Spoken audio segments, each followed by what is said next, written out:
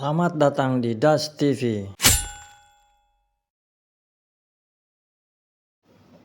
Ini ada ide yang lain untuk memajukan mobil SMK, yaitu pabriknya dibikin ke tempat yang lebih dekat kepada konsumen.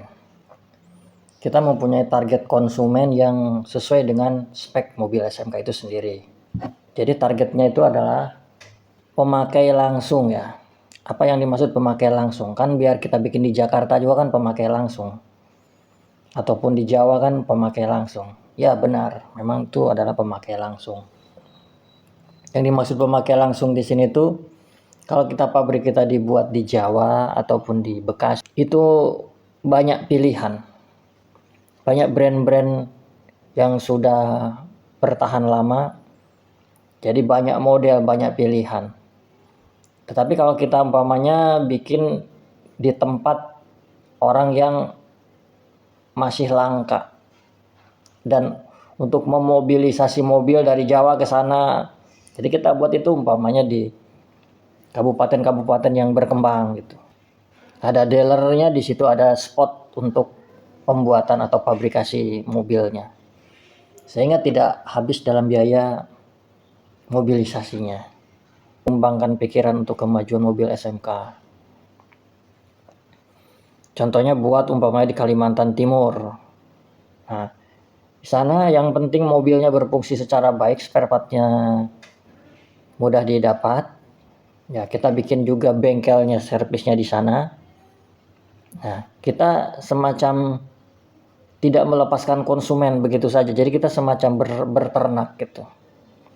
Populasinya kita kontrol. Umpamanya per kabupaten. Umpamanya kita percontohan di kabupaten, umpamanya Kabupaten Kutai Barat umpamanya.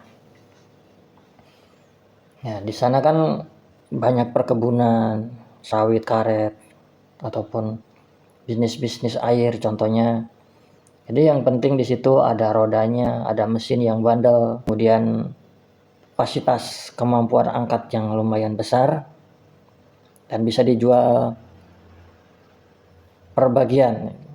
Mungkin dijual tanpa bak, baknya biar masyarakat bikin sendiri.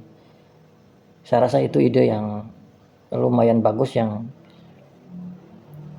bisa mendistribusikan langsung lebih dekat ke konsumen daripada pabriknya umpamanya dibuat yang sekarang kan adanya di Boyolali. Kalau pemesanannya ke luar kota berarti kan harus kirim, mobilisasinya cukup mahal. Kemudian masyarakat juga mempertanyakan spare partnya seperti apa. Nah, jadi terlalu luas jangkauan konsumen, jadi kita harus bikin spot yang kecil-kecil dulu tapi berjalan. Setelah yang satu daerah itu settle, maka ekspansi ke daerah yang lain. Saya pernah jalan ke daerah Sulawesi namanya Morowali. Ada banyak truk yang bentuknya menurut saya tuh aneh. Jadi truk ada rodanya tapi mesinnya di depan, kabinnya sendiri terpisah. Jadi semacam asal pasang gitu. Yang penting sesuai fungsi bisa mengangkut barang atau mengangkut tanah atau mengangkut apa gitu. Nah, dibuat seperti itu. Yang penting kita menjual fungsi, bukan menjual model ya.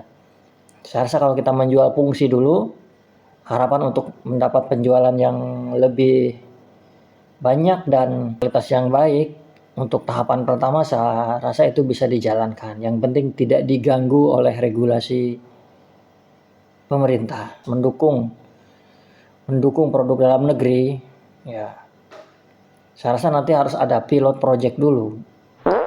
Umpamanya pilot mobil SMK ini harus berjalan dulu di depan. Saya rasa nanti produk-produk yang lain, merek-merek yang lain akan menyusul, akan mengikuti jejaknya. Jika ingin mencoba, saya juga siap membantu dalam menjalankan hal tersebut. Berapa kira-kira perkiraan harga mobil SMK ya? Ya kita coba breakdown aja ya, secara kasar ya. Bodi mobil 15 juta, rangka mobil 11 juta, mesin 20 juta, transmisi 18 juta, gardan 15 juta, roda 4 juta, aki mobil 1 juta, lampu mobil 4 juta.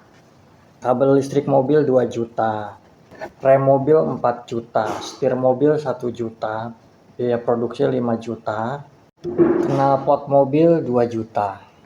Total biayanya ya sekitar 103 juta, yaitu modalnya ya, itu modal dalam perkiraan saya dengan harga real yang saya ngambil di internet. Bagaimana selanjutnya, lihat video kami di episode selanjutnya. Terima kasih sudah menonton.